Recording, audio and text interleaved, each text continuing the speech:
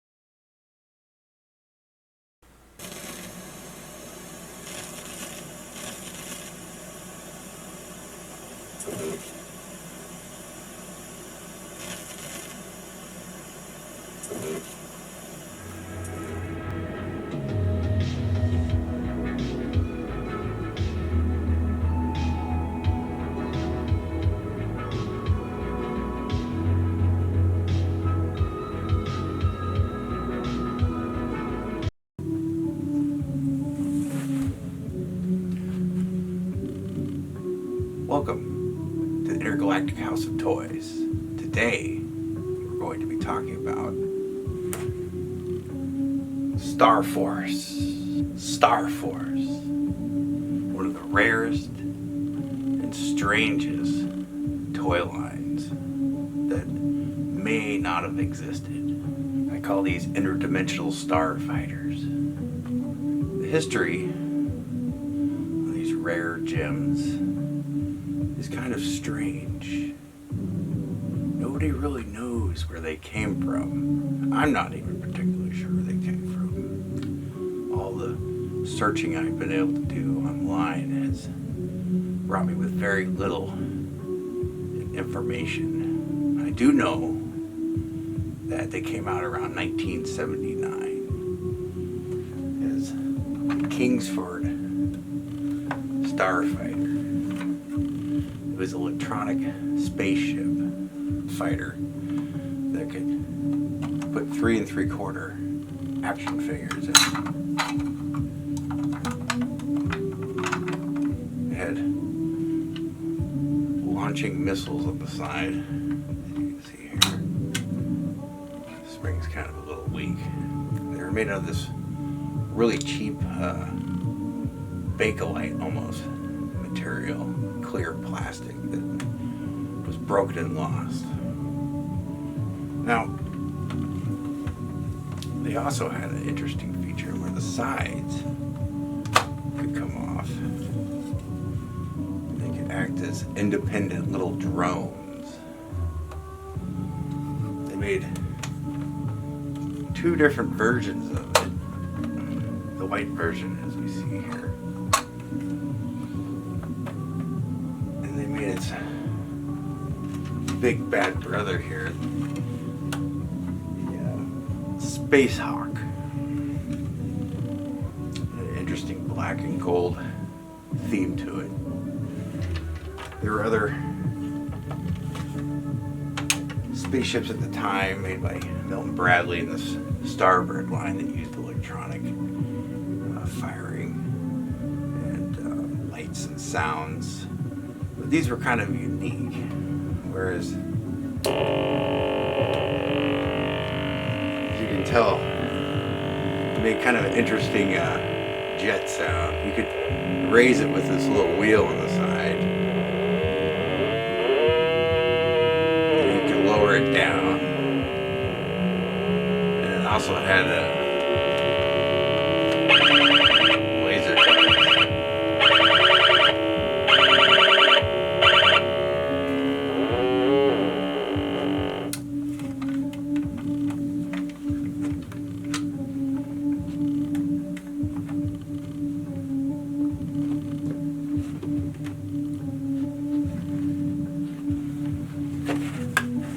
They also had this Gore helmet too in the line. It was a plastic helmet that looked like it was a repurposed sports helmet for children, but they added a voice modulator and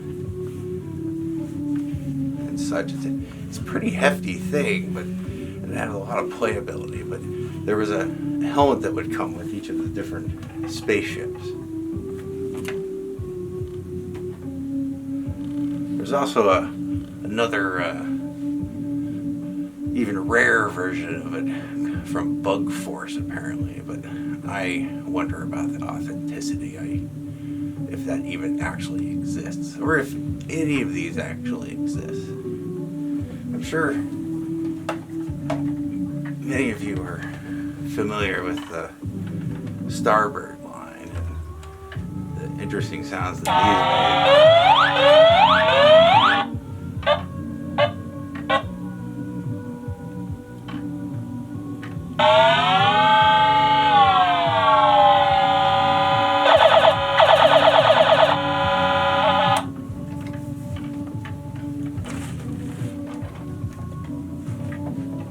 And of course they had the Starbird as well, which made the same sounds as the black one. They also had other laser guns like this back around that same time, around the late 70s, early 80s. They were kind of unique. Made laser sounds. There we go. Remember, kids always check to see if your laser gun's loaded, before you pick it up and stuff. Yeah. Even Star Wars had toy laser guns and stuff, like this one from Star Wars, but they didn't use electronic boards like some of the later stuff, or the more expensive toys. Star Wars toys, for their cost at the time, were actually pretty cheaply constructed for their electronics. Basically used an electronic motor that was, when you pulled the trigger, a piece of plastic would come engaged with a little wheel, spinning wheel, and that's what would make the noise.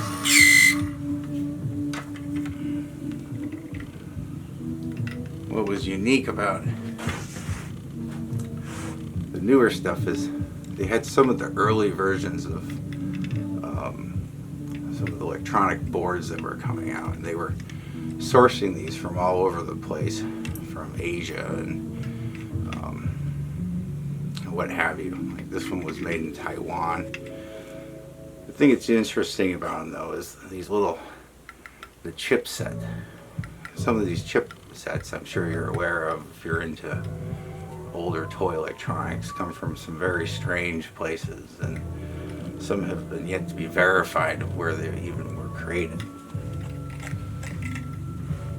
The chipset that comes in the Starforce fighter, made by Kingsford, is unique as it was a single phase, and you can't really see very good inside of here, but the board didn't use a standard chip like most other electronic laser guns did. Here, I want to hear it one more time.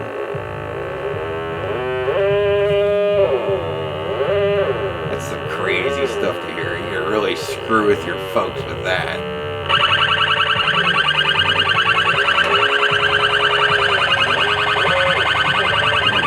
Shut up now.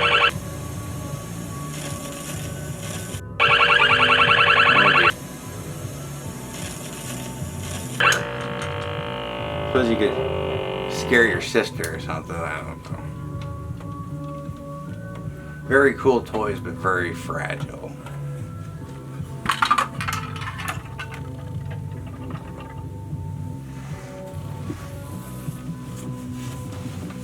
It came with some interesting artwork. It's pretty cool. Some of the earlier ones they released came with hand-drawn artwork, and they're pretty rare to find. They sold those in Australia. It was a world market toy. I have found examples on most continents, including South Africa, and America, Canada especially. I think it was sold more in Canada really than the United States.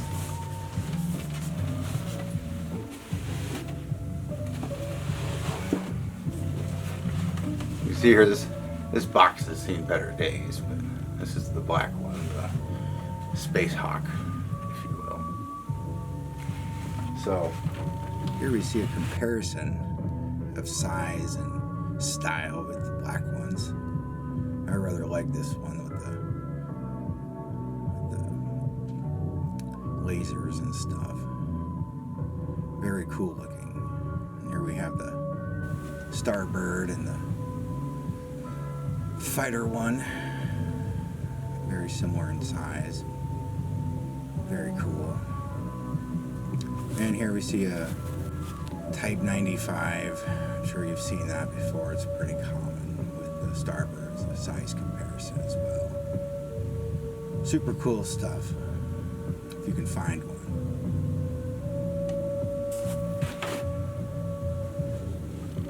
I'm gonna show you an unboxing of what they looked like brand new. I have never opened these boxes, so I'm kind of curious to see what they looked like new, as it's a pretty rare spaceship, and I hope you all will enjoy.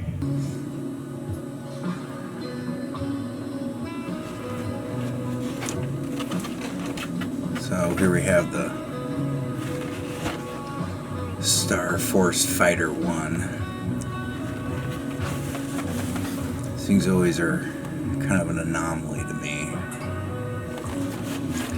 I always thought they kind of looked like a cross between a Battlestar Galactica starfighter and an X-Wing movie.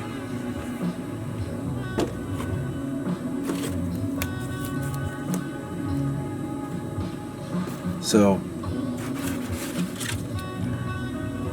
thinking about starships and starfighters, and you might be wondering what all this has to really do with the realm of interdimensional travel. Well, it's kind of interesting. Welcome to the fascinating world of interdimensional travel. We'll be using these toy spaceships to help us understand this complex concept. Imagine this toy spaceship represents us, humans, in our own universe or dimension, where we're able to move in 3 dimensions, forward and backward, left and right, up and down. But what if there was another direction we could move it? One that isn't constrained by our three-dimensional understanding of space. This is where the concept of interdimensional time travel comes into place. Consider this mirror as almost or imagine like a mirror, but like it's kind of like a doorway to another dimension. Isolation is kind of the form of the mirror. When the spaceship, or us, pass through this mirror or become isolated, we enter into a new dimension, a parallel universe, if you will, that might have different physical laws, different histories, even different versions of ourselves. The spaceship can travel to other dimensions. But in completely different universes, the observable outcomes can change what happens in the realm around us when it begins to lag. So when we introduce this concept of a lagging reality, imagine another toy ship that lags behind the first one. This lagging spaceship represents a delayed version of our reality. Things can be changed in this way. When this lagging spaceship passes through the mirror, it enters the new dimension at a different point in time. This could potentially change the outcomes in that direction, creating a whole new set of possibilities and observations. But they would only be congruent to your own observations. Everyone else would kind of see things as how they've always been. I was warning, changing things like this can have side effects. It doesn't just stop at one other dimension. There could be countless dimensions, each with their own unique universes, and the possibilities to change things become exponential.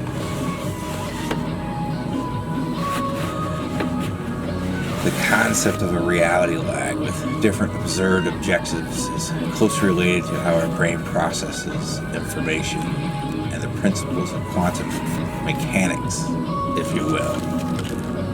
Our brain always operates on a delay due to this time that it takes for information in our eyes to reach our brains, similar to how the Matrix or the simulation, if you will, that we're all playing in can be made to lag by taking objects and placing them into isolation and then observing them. The more of the same objects that you have that are from the same time period that have been observed by lots of different people and have been through lots of different existences carries with them. And this puts a load onto the processing capabilities of the simulation, if you will.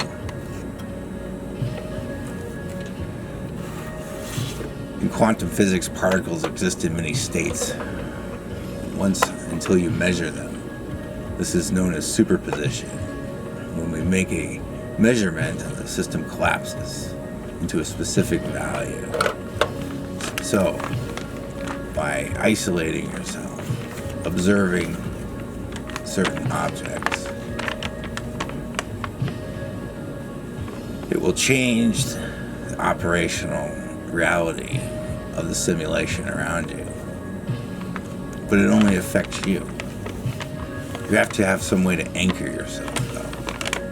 And that's the trick. You have to find an object that has become into existence when you came into existence. And you can never tell anybody about this object. You must hide it away. Because once somebody knows of it, then the reality will snap back.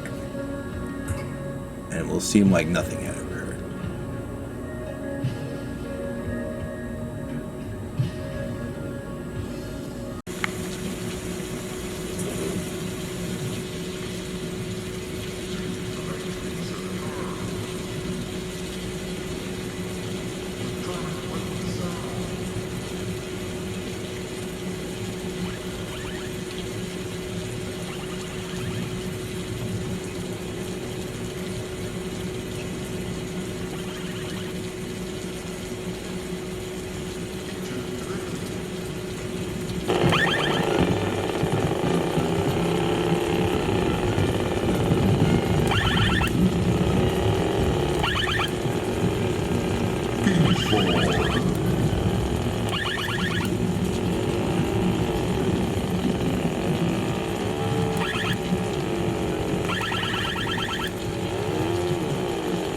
Pictures today.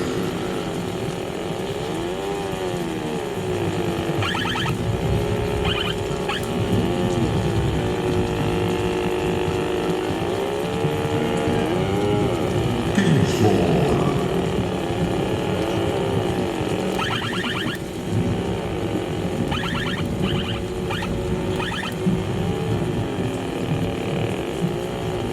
Pictures today.